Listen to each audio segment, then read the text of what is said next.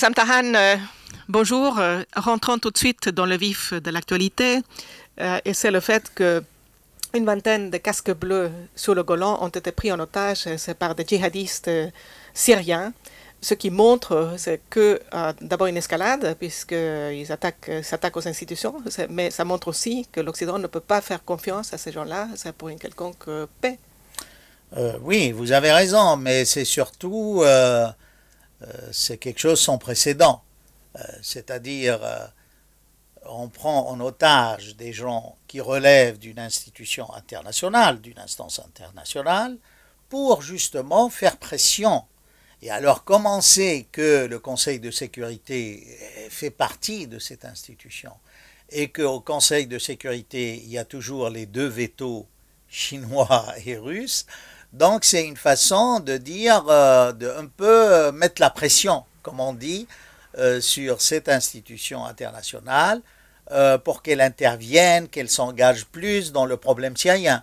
En tout cas, on voit une extension du conflit à travers toute la région, et notamment, par exemple, en Irak, où ces derniers temps, il y a de plus en plus de problèmes de frontières qui se posent entre la Syrie et l'Irak.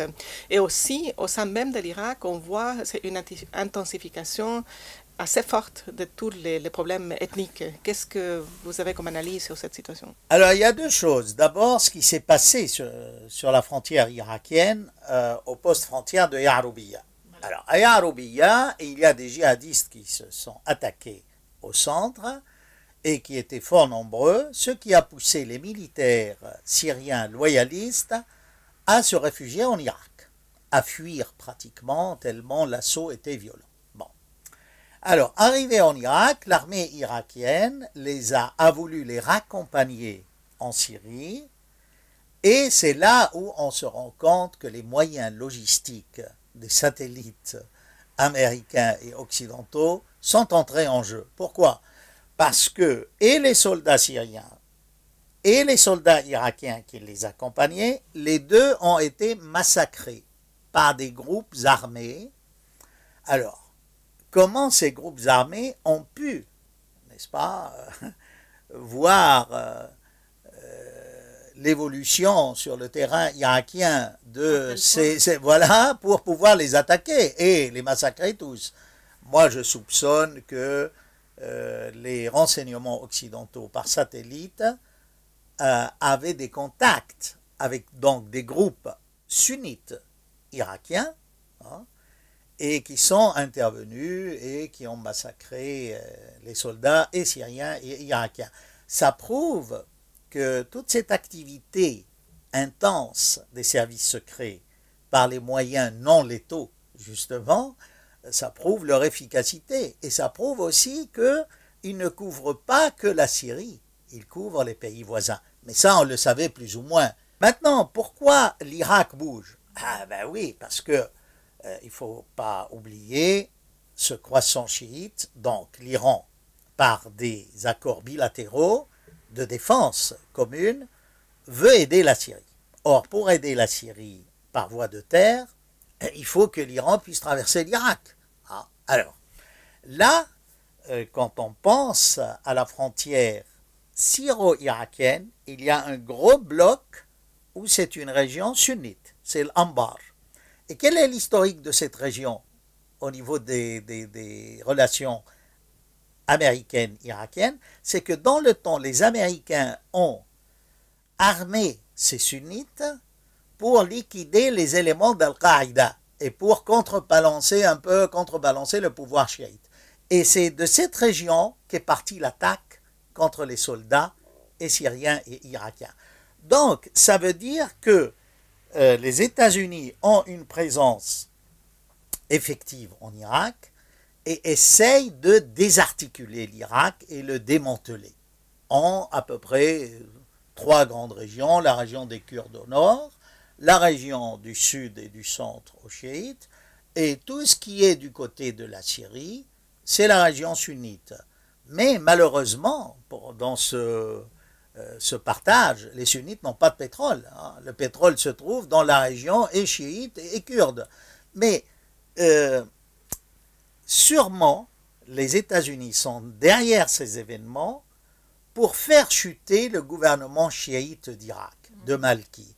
Parce qu'ils ont fait une bêtise avec la guerre d'Irak. C'est la majorité qui a gagné, du coup c'est les chiites. Ils ont vu que ces chiites se sont rangés du côté des Syriens et des Iraniens. Donc là, il faut intervenir pour exporter, extrapoler ce printemps arabe et détruire l'Irak. Tout ça, au service d'Israël, ça justifierait un État confessionnel. Bassem Tahan, certains avaient des illusions qu'avec Kerry au pouvoir, le nouveau gouvernement Obama, on irait vers des grandes négociations de paix avec les Russes, c'est une pacification de la région. Or, ce qu'on voit, c'est le contraire. On a eu la tournée de Kerry en Europe, au Proche-Orient, et en fait, ce qui a été décidé, c'est la réunion des amis de la Syrie à Rome le 28 février, c'est quand même que les Occidentaux allaient armer les groupes rebelles syriens, donc allons au-delà de ce qu'ils avaient engagé auparavant. Mais il y a toute une question qu'ils vont leur donner des armes non létales. Alors de quoi s'agit-il en fait? C'est vrai que les États-Unis cherchent à faire des économies au niveau budget militaire. Mais c'est intéressant parce que par opposition à cela, les Chinois, au contraire, consacrent, augmentent le budget militaire, ils sont à 85 milliards, ce qui est énorme en Chine. Alors, pour revenir justement à cela, comment a fait Kerry? Alors, Kerry, c'est un peu la politique, comme on dit, du bâton et de la carotte. D'une part, il a fait référence à Genève. Il a dit que la solution ne peut passer que par les décisions de Genève, en faisant une bonne explication de texte de Genève, ce que la France n'avait pas fait avant, parce que pour la France, il fallait qu'Assad parte. Or, dans la réunion de Genève, on parlait nullement du départ d'Assad, pas du tout. Donc, ça c'est, si vous voulez, la carotte, que il y a moyen de trouver une solution pacifique. Et il contredit les pays européens en se référant à cette lecture-là de Genève. Maintenant, le bâton, c'est quoi? Le bâton, c'est que sans vraiment investir, voyez, il y a l'Arabie Saoudite et le Qatar qui sont prêts à payer les armes. Donc, pour ce qui est coupe du budget militaire, ça ne gêne pas les Américains. Du moment que ce sont les pays riches du Golfe qui vont couvrir les dépenses et les frais de l'armement des djihadistes en Syrie, je dis bien djihadistes, parce que on va revenir à cela juste après. Donc voilà, Kerry dit oui, mais avec des armements non létaux. Et c'est là où c'est une vraie casuistique jésuite. Parce qu'il dit on va offrir des voitures blindées. Ces voitures blindées, on ne tue pas avec des voitures blindées. Et des gilets pare-balles, oui. Mais on sait que les autres pays, la Turquie, le Qatar, l'Arabie Saoudite, et même l'Angleterre, l'Ukraine, la Croatie, va fournir des armes pour armer ses tanks. Donc du coup, ce qui est non létal devient létal. Vous voyez la casuistique jésuite. Ceci dit, Kerry, c'est sa première tournée. C'est-à-dire, il ne faut pas comprendre, c'est la première fois qu'il va, il se peut fort bien qu'il change de position. C'est vraiment, c'est une prise de contact, mais il annonce, justement, il souffle le chaud et le froid, comme on dit. Alors, pour revenir aux djihadistes et aux groupes, justement, à un moment donné, l'ASL n'avait plus de ressources. Alors, les groupes djihadistes aidés par l'Arabie Saoudite et le Qatar et la Turquie disaient à tous ces groupes qui ne l'étaient pas, portez notre drapeau noir et prenez du pain, des armes et un salaire. Donc du coup, beaucoup de gens qui étaient dans l'ASL, l'armée syrienne de libération entre guillemets, sont passés du côté djihadiste. Même à part cela, vous voyez, il y a la situation est un peu embrouillée Par exemple, on a écouté le chef de commandement d'unification militaire de la région d'Alep, militaire, hein, qui n'est pas djihadiste. Alors qu'est-ce qu'il dit? Dans une interview, on lui demande « Est-ce que vous êtes prêt à dialoguer avec les groupes djihadistes ?» Il dit « Mais j'ai pas à dialoguer avec les groupes djihadistes. Moi, je les vois tous les soirs pour planifier les attaques militaires. Hein. » Et vous voyez la bêtise. C'est-à-dire là, lui-même se vend et montre aux Américains qu'ils veulent aider des gens qui ne sont pas djihadistes, mais ces gens-là hein, sont avec les djihadistes tous les jours et ne font pas de différence. Ce qui fait mal au cœur, ce sont les valeurs chrétiennes de l'Occident dans tout ça.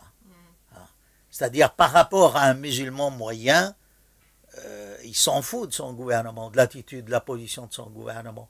Mais il se dit, mais qu'est-ce que c'est que cet Occident? Qu'est-ce qu'ils sont salauds hein? Oui, parce que actuellement, en fait, il y a ce qu'on pourrait appeler une espèce d'infection qatari sur toute la région qui vient de l'alliance qui a été passée par les Américains, en particulier les Anglais et tout le groupe occidental, avec le Qatar et avec les frères musulmans. Et on le voit partout. Par exemple, actuellement, il y a une délégation, pas actuellement, mais il y a peut-être une semaine, il y a eu une délégation irakienne qui a été aux États-Unis. Et il a dit aux États-Unis, bon, si vous continuez à soutenir les djihadistes et le Qatar, ne comptez pas avec notre soutien en Irak. C'est parce qu'on ne veut pas avoir la menace qui nous pend au cou, parce qu'on aura des voisins, des djihadistes. Après, Kerry a été en Égypte, et là, ça a été la même chose. Donc, d'une part, le refus total de l'opposition classique, c'est-à-dire les El Baradei, le Front National du Salut, etc. Ils ont même refusé, ils ont refusé de le recevoir. Exact. Non, mais c'est clair. Mais oui. Vous voyez, pour revenir à cette question, je crois que l'Irak ne pourra pas tenir tête contre les Américains. Parce que les Américains sont tellement engagés avec ce printemps arabe islamiste, hein, et comme ils ont le but carrément de détruire ce croissant chiite, ils iront jusqu'au bout. Et ces islamistes, ils s'en servent pour déstabiliser ces gouvernements. Peut-être le tour, mais je ne sais pas, c'est peut-être dans une décennie. Hein, la roue va tourner et ce sont ces djihadistes qui seront la cible des Américains. Mais pour le moment, hein, les djihadistes sont instrumentalisés pour casser ces pays. Les Américains utilisent les djihadistes en Syrie pour casser la Syrie. Ils sont en train d'utiliser les djihadistes sunnites contre la majorité chiite d'Irak pour casser l'Iran. Mais c'est une guerre par procuration. Leur ennemi, là, c'est l'allié de la Chine et de la Russie qui est l'Iran.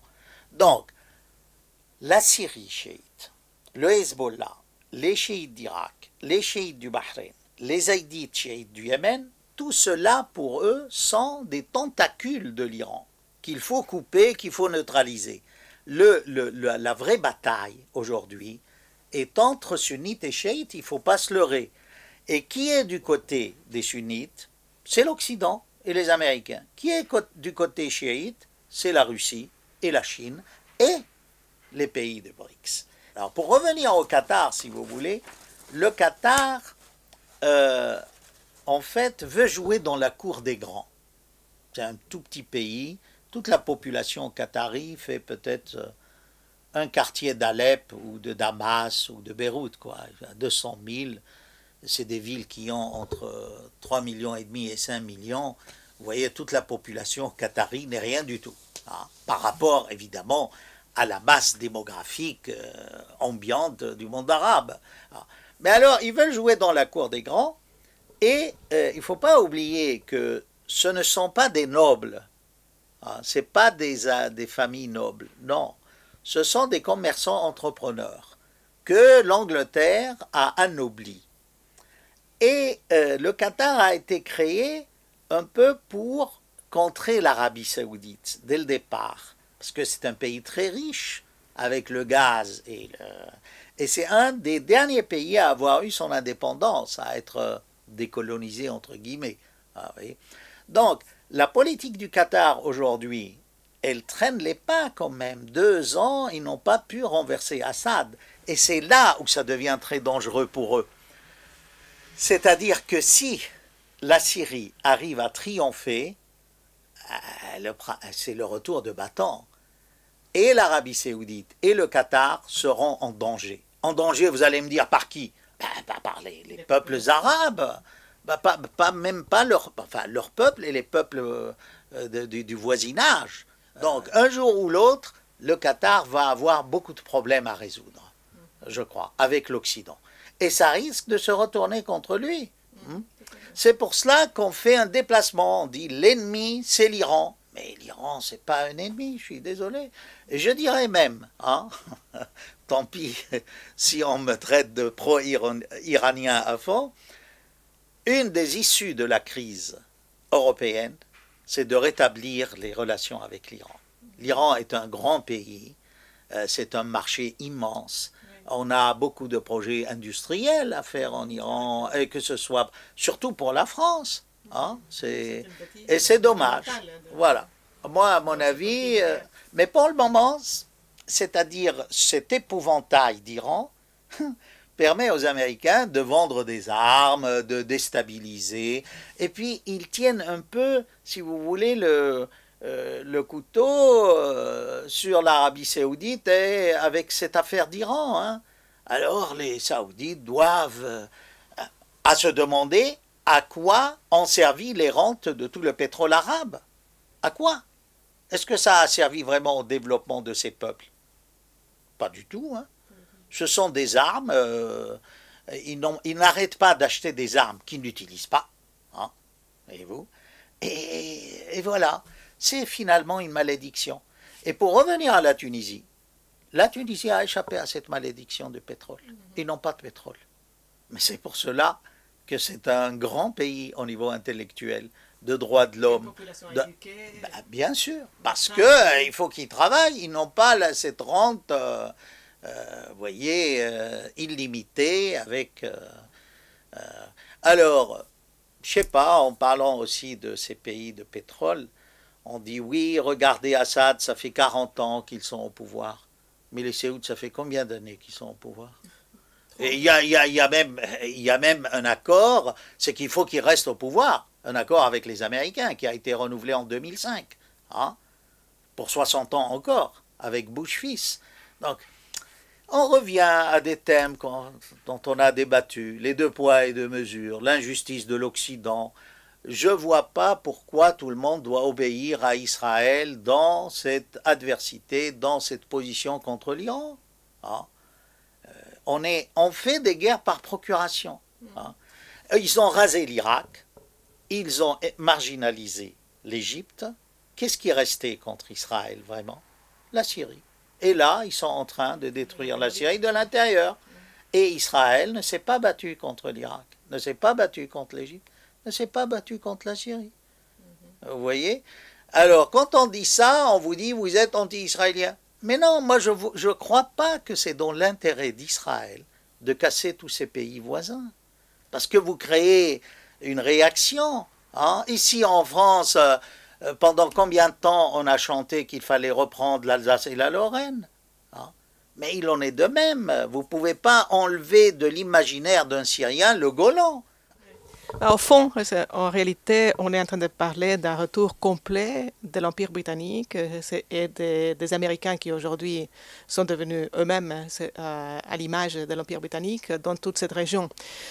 Et par rapport à ça, j'ai trouvé l'interview de Bachar el-Assad au Sunday Times il y a quelques jours réellement très, très, très, très bonne. C'est parce qu'il met le doigt exactement là où il fallait le mettre. Il dit... L'Angleterre n'a pas le droit de parler, parce que pour avoir le droit de parler, il faut avoir une crédibilité. Et il faut avoir une histoire qui va avec cette crédibilité. Or, ça fait des années que l'Angleterre mène une politique contre les intérêts de la région, de Proche-Orient, mais même aussi contre ses propres intérêts. Certains disent même des centaines d'années. Et en réalité, c'est ce qu'on voit. Mais il y a aussi Le junior partner de l'Angleterre dans ces méfaits au Proche-Orient, c'est la France. Et là, je voulais vous questionner sur donc,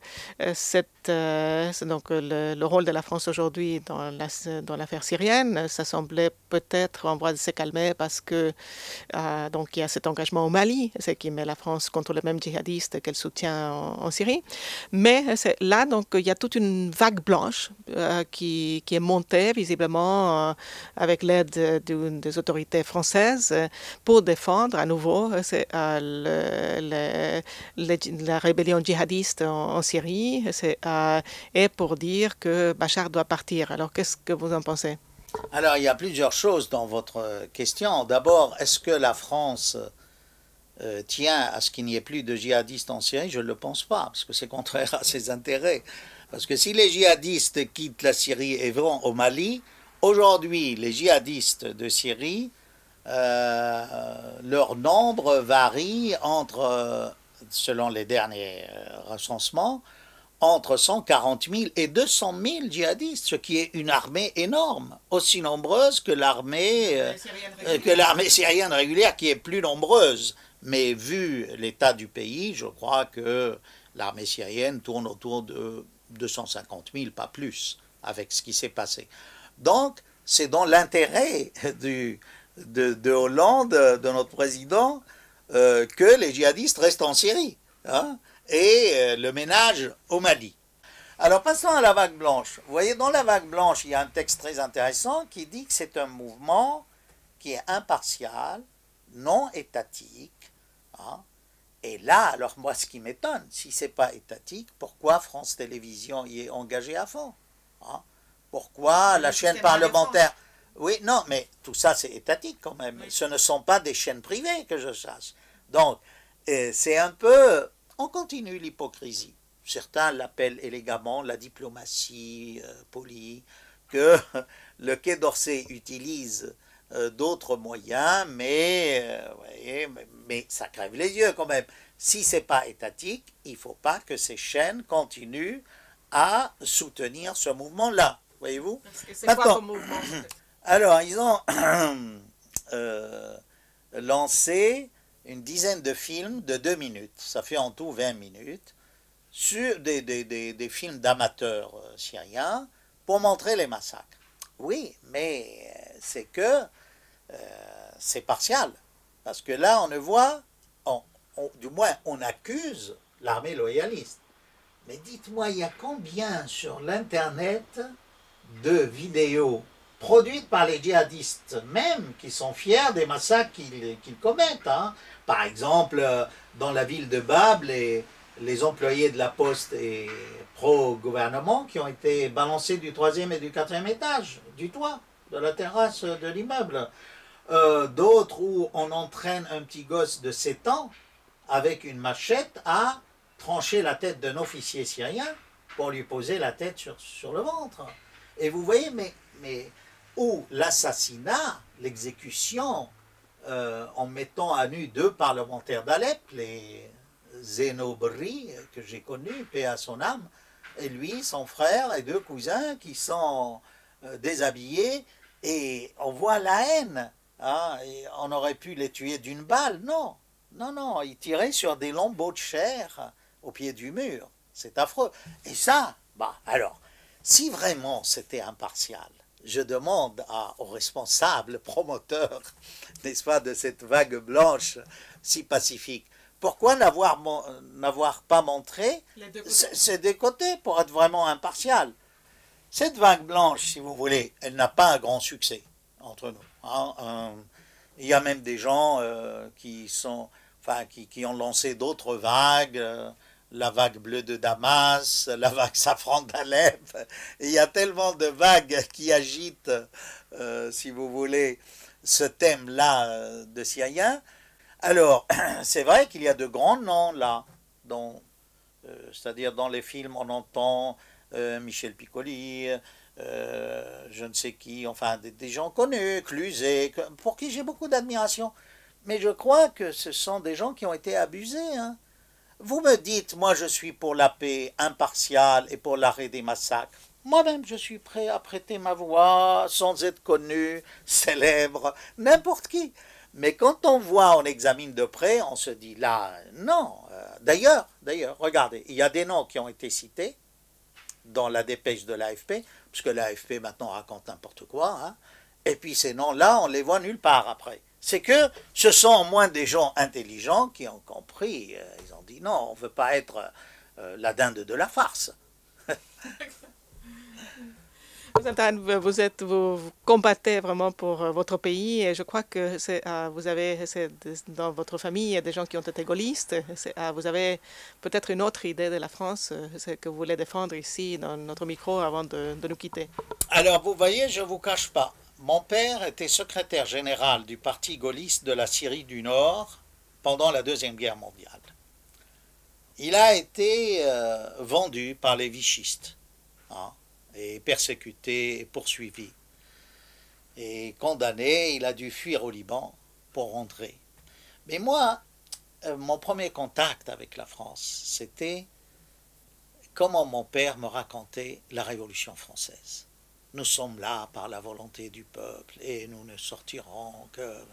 Et il me le racontait en français, en arabe. C'est-à-dire, j'ai une autre vision d'une France de lumière, de droits de l'homme, d'une France mère des arts, des armes et des lois, hein, et pas cette France en crise qui se met, si vous voulez, dans le précaire, qui suit des politiques outre-Atlantique, pro-israéliennes, en rendant un mauvais service à Israël. Israéliens, Syriens, Palestiniens, Libanais, Irakiens, on a tous presque le même sang. On est tous de la même région. Hein. On a tous connu des histoires à la Roméo et Juliette, hein, entre toutes ces communautés, malgré tous les ghettos. Vous voyez, hein, je ne vous cache pas. Et ça me fait mal au cœur de voir que cette intelligentsia française soit vraiment à côté de la plaque, hein, face à ce problème. Merci, Vincent Tan. Merci à vous.